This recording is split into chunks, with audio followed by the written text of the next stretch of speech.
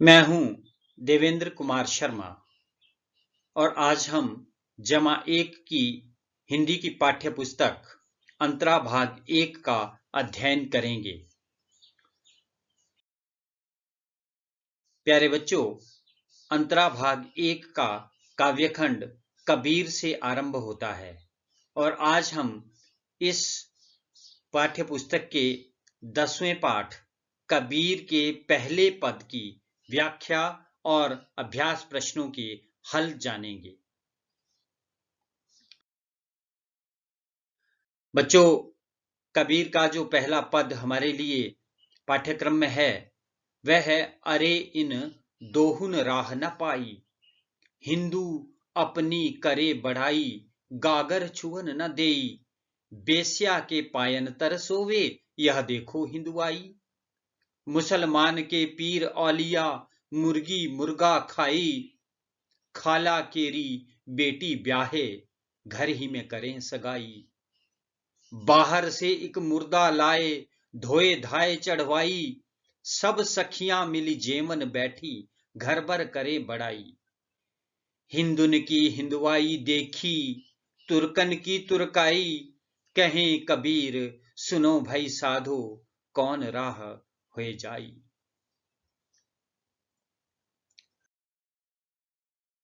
बच्चों, जैसा कि आप कबीर के साहित्यिक परिचय में पढ़ चुके हैं कि वे हिंदी साहित्य के भक्ति काल के अंतर्गत निर्गुण भक्ति धारा की जो ज्ञानाश्रयी शाखा है उसके प्रतिनिधि कवि हैं। ज्ञानाश्रयी शाखा के कवियों को हम संत भी कहते हैं।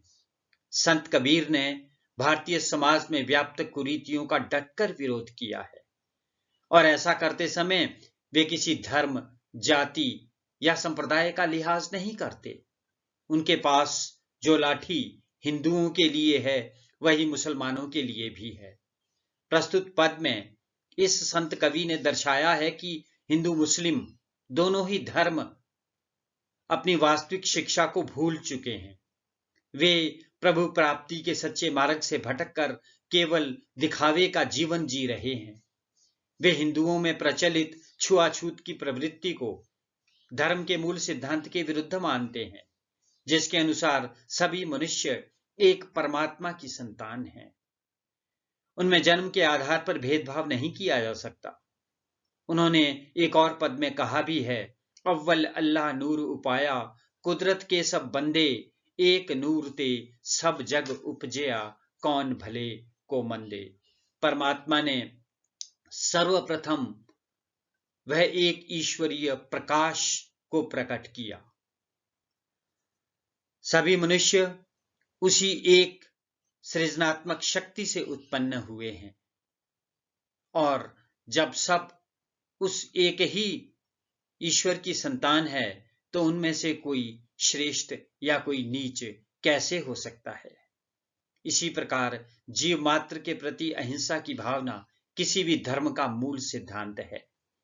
जो किसी जीव को के मारने और उसका आहार करने की आज्ञा देता है वह कुछ और हो सकता है, धर्म नहीं।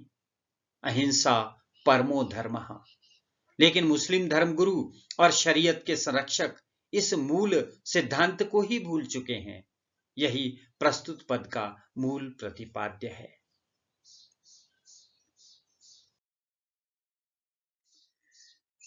तो प्यारे बच्चों, सबसे पहले हम इस प्रसंग की इस पद की सप्रसंग व्याख्या करेंगे। सप्रसंग व्याख्या के 3 अंग होते हैं। सबसे पहले हम उसमें प्रसंग लिखते हैं जिसमें कविता का नाम, कवि का नाम और पद्यांश का कथ्य लिखा जाता है, यानी इस पद्यांश में क्या कहा गया है। और दूसरा उसमें व्याख्या दी जाती है। व्याख्या के अंतर्गत हम सरलार्थ देते हैं, उसका भावार्थ देते हैं, आशय समझाते हैं और अंत में एक विशेष शीर्षक से हम कुछ चीजें, उसके जो काव्य गुण हैं उनको लिखते हैं। उसमें कोई अलंकार आया है, उसमें छंद कौन सा है, उसमें रस कौन सा है, शब्द शक्तियां यदि कोई हैं उसका वर्णन दिया जाता है, भाषा संबंधी विशेषताएं लिखी जाती हैं, कोई मुहावरा प्रयोग हुआ है, गेयता का गुण उसके अंदर है या नहीं है, ये सारी चीजें विशेष के अंदर लिखी जाती हैं। तो ये सप्रसंग व्याख्या के 3 अंग हैं। तो बच्चों, इस पद की व्याख्या करने से पहले सबसे पहले जरूरी है कि हम इसके कठिन शब्दों के अर्थ जानें। और जैसा कि आपको ज्ञात है, कबीर की भाषा सधुक्कड़ी है, उसको खिचड़ी या पंचमेल भी कहा जाता है। यानी इसके अंदर सारी भाषाओं में जो शब्द आते हैं, भारतीय भाषाओं में, उन सारे शब्दों का मेल है। क्योंकि कबीर घूमते फिरते रहते थे और हर जगह की भाषा का प्रभाव उनके साहित्य पर, उनके काव्य पर पाया जाता है। तो सबसे पहले शब्दार्थ देखते हैं। दोहुन यानी दोनों ने, बड़ाई, प्रशंसा या तारीफ, श्रेष्ठता। गागर घड़े को कहते हैं, कलश को भी हम कह सकते हैं। बेस्या, वेश्या के लिए शब्द प्रयोग हुआ है। पायन तर, पांव के नीचे, पांव में। पीर, जो मुस्लिम धर्म गुरु हैं। औलिया, पहुंचे हुए फकीर, उनको औलिया कहते हैं। खाला, मौसी को कहा जाता है। केरी, की। मुर्दा, मृत जानवर है। जेवन का मतलब होता है जीमना, जीमन यानी भोजन करना। तुर्कन, मुसलमानों के लिए भारत में शब्द प्रयोग होता रहा है।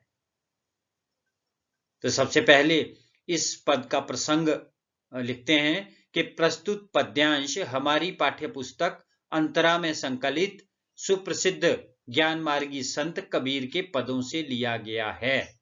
देखो, मैंने आपको बताया था कि उसमें पुस्तक का नाम, कविता का नाम, यानी उसका स्रोत, कहां से उसको लिया गया है। और उसके बाद उसका कथ्य कि इस पद में क्या कहा गया है। 1 या 2 पंक्तियों के अंदर हमने उसका कथ्य लिखना है।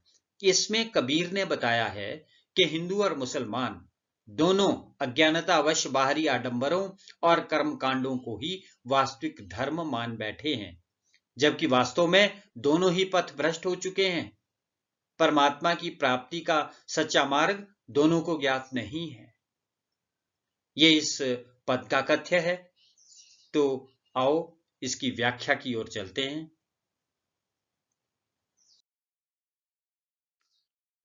प्यारे बच्चों, हम एक एक पंक्ति को देखेंगे, व्याख्या करते समय लिखेंगे उसको इकट्ठा, लेकिन एक एक पंक्ति को समझने का प्रयास करेंगे।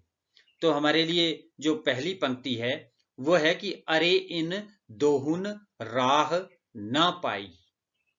कबीर कहते हैं कि इन दोनों ने, यानी हिंदू और मुसलमानों ने, राह क्या है? ईश्वर प्राप्ति का सच्चा रास्ता, सच्चा मार्ग ना पाई, नहीं मिला है, इनको नहीं प्राप्त किया है। यानी हिंदू और मुसलमान दोनों को प्रभु प्राप्ति का सच्चा रास्ता नहीं मिल पाया है, अर्थात दोनों ही धर्म के रास्ते से भटक गए हैं। वो ये समझाने का प्रयास कर रहे हैं।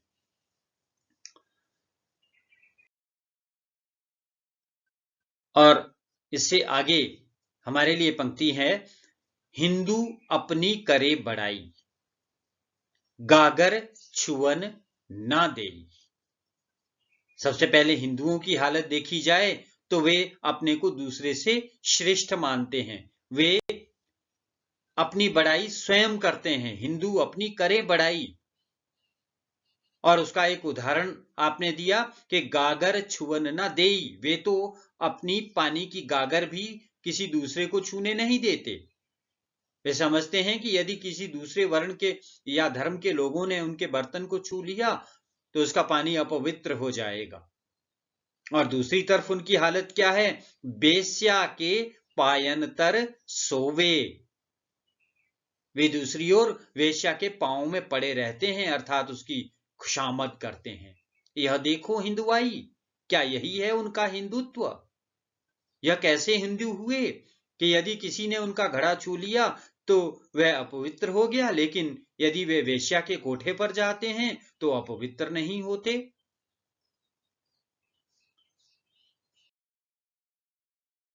अगली पंक्ति है, मुसलमान के पीर औलिया। प्यारे बच्चों, मैंने आपको शब्दार्थ में समझाया था कि पीर औलिया होते हैं उनके धर्मगुरु और जिनको वो पहुंचे हुए फकीर मानते हैं। मुसलमान के पीर औलिया मुर्गी मुर्गा खाई। मुसलमानों की दशा भी कुछ ज्यादा अच्छी नहीं है। उनके धर्मगुरु और पहुंचे हुए फकीर भी मुर्गे मुर्गियों को खाते हैं, जबकि जीव हिंसा करने वाला कभी खुदा का बंदा हो ही नहीं सकता। और दूसरी बात वो क्या करते हैं, खाला केरी बेटी ब्याहें, घर ही में करें सगाई।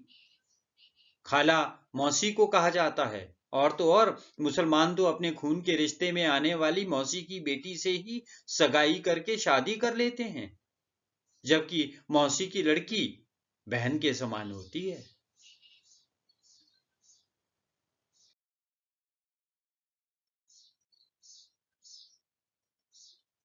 प्यारे बच्चों, आप मुसलमानों के अंदर जो और कुरीतियां आ गई थी उनकी ओर इशारा करते हुए आपने कहा, बाहर से एक मुर्दा लाए, धोए धाए चढ़वाई।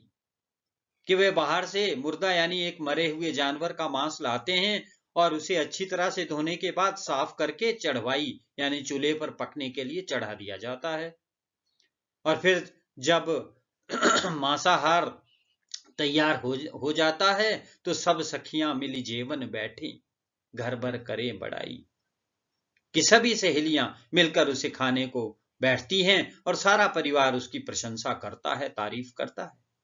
जबकि किसी भी जीव के रक्त और मांस का आहार करना कभी किसी धर्म का अंग नहीं हो सकता।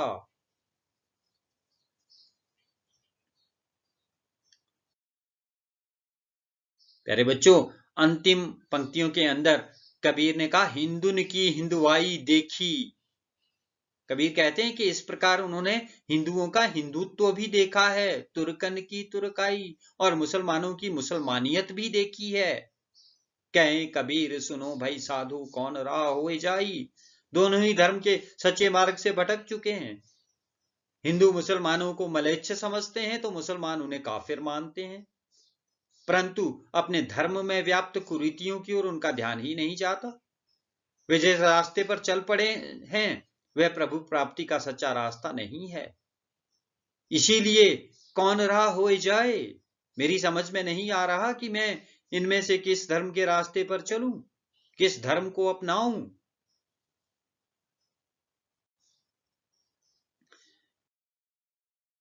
प्यारे बच्चों, व्याख्या के बाद हम विशेष लिखते हैं और विशेष में सबसे पहले हम इसमें आए हुए अलंकारों को देखेंगे। और सबसे सरल और आसानी से जो ढूंढा जा सकता है किसी भी पद्यांश के अंदर, वह अलंकार है अनुप्रास अलंकार, यानी व्यंजन वर्णों की रसानुकूल आवृत्ति। कोई भी व्यंजन है, क से लेकर क्षत्र ज्ञ तक कोई भी व्यंजन वर्ण है, अगर किसी काव्य की पंक्ति के अंदर उस एक ही वर्ण से एक से अधिक शब्द आते हैं, व्यंजन वर्णों की आवृत्ति, तो हम उसको अनुप्रास कहते हैं। जैसे प्रस्तुत पद के अंदर बेटी ब्याहे आया है, बेटी ब से शुरू होता है, ब्याहे भी ब से शुरू होता है। धोए धाए, धोए ध से शुरू होता है, धाए भी ध से शुरू होता है, तो अनुप्रास अलंकार है। इसी प्रकार सब सखियां, स से दोनों शब्द शुरू होते हैं। हिंदुन की हिंदुआई, तुर्कन की तुर्काई, कहे कबीर सुनो भाई साधो, इन सब में अनुप्रास अलंकार है। इसके अलावा कबीर ने एक मुहावरे का प्रयोग किया है, पायन तर सोवे, पांव में पड़ना। ये जो वेश्या की खुशामद लोग करते थे उसकी तरफ आपने इशारा किया था। इसकी भाषा सरल है, भाषा तो कबीर की सधुक्कड़ी है, तो वो सहज ही सधुक्कड़ी है, और पद में गेयता का गुण विद्यमान है, इसको गाया जा सकता है। तो इस प्रकार इस पूरे पद की व्याख्या और विशेष ये पूर्ण हुआ। पाठ्यक्रम में आपके लिए जो प्रश्न अभ्यास दिए हैं उसमें सबसे पहला प्रश्न है, अरे इन दोहुन राह न पाई से कबीर का क्या आशय है और वे किस राह की बात कर रहे हैं। तो बच्चों, आप समझ ही गए होंगे कि कबीर इस पंक्ति में हिंदुओं और मुसलमानों के बारे में कह रहे हैं कि दोनों धर्म बाहरी आडंबरों में उलझे हुए हैं उन्हें प्रभु प्राप्ति के सच्चे मार्ग का पता ही नहीं है। वे तो धार्मिक कर्मकांडों और उसमें व्याप्त कुरीतियों को ही धर्म मान बैठे हैं। उनका मानना है कि स्वयं को सर्वोपरि मानने वाले जो हिंदू किसी दूसरे से अपने पानी के घड़े को छूने भी नहीं देते, वे ही वैश्या के पास जाने से भी नहीं कतराते। वहीं दूसरी ओर मुस्लिम समाज को देखें तो वे अपनी खाला यानी मौसी की बेटी से ही शादी कर लेते हैं। ऐसा करके उनको कोई शर्म भी नहीं आती है। वे जीव हिंसा को भी बुरा नहीं मानते। इस प्रकार दोनों ही प्रभु प्राप्ति के सच्चे मार्ग से भटके हुए हैं, राह ना पाई, उनको वो सच्चा मार्ग नहीं मिला है।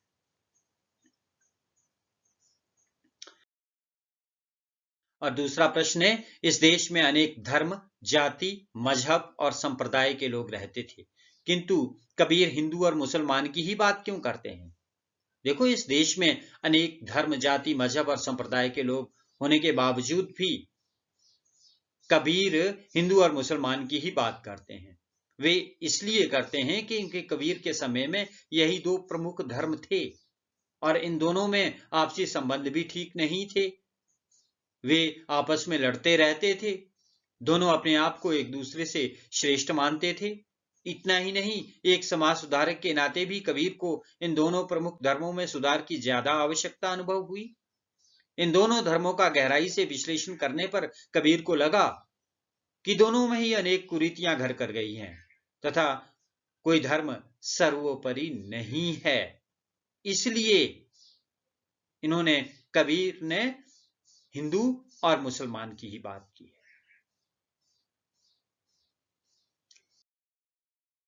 तीसरा प्रश्न है, हिंदुन की हिंदुआई देखी तुर्कन की तुर्काई के माध्यम से कबीर क्या कहना चाहते हैं?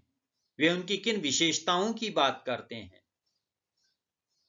कबीर देखते हैं कि दोनों ही धर्मों में विभिन्न प्रकार के आडंबर विद्यमान है।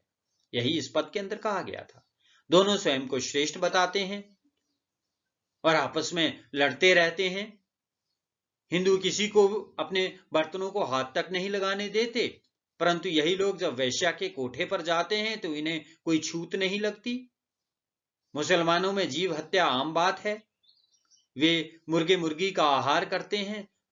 भला किसी जीव की हत्या करना कैसा धर्म है? इस प्रकार हिंदू हो या मुस्लिम, दोनों ही दिखावे तो बड़े बड़े करते हैं, लेकिन वास्तव में वे पथ भ्रष्ट हो चुके हैं। इसीलिए कबीर ने कहा, हिंदुन की हिंदुआई देखी तुर्कन की तुर्काई, अर्थात मैंने दोनों धर्मों की सच्चाई जान ली है।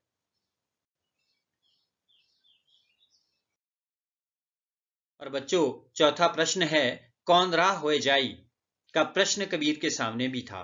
क्या इस तरह का प्रश्न आज समाज में मौजूद है? उदाहरण सहित स्पष्ट कीजिए। यानी प्रश्न ये था कि किस रास्ते पर चलूं? तो आज भी क्या आपको लगता है कि ऐसा प्रश्न है, या आज आप सीधे सीधे किसी धर्म को अपना लेते हैं? यह प्रश्न बच्चों बड़ा जटिल है। प्राचीन काल से लेकर आज तक आम आदमी इसी दुविधा में फंसा हुआ है कि वह प्रभु प्राप्ति के लिए किस मार्ग को अपनाए। कबीर ने अनेक उदाहरणों के द्वारा सिद्ध किया है कि हिंदू और मुसलमान दोनों ही कुरीतियों से घिरे हुए हैं। आज के समाज में भी यह प्रश्न विद्यमान है। भारत जैसे देश में अनेक धर्म और मत हैं। सभी स्वयं को एक दूसरे से श्रेष्ठ बताते हैं। सबकी अपनी अपनी मान्यताएं हैं। मनुष्य इनके मध्य उलझ कर रह गया है। उसे समझ ही नहीं आता कि वह किसे अपनाए जिससे उसे प्रभु प्राप्ति का सच्चा मार्ग मिल सके।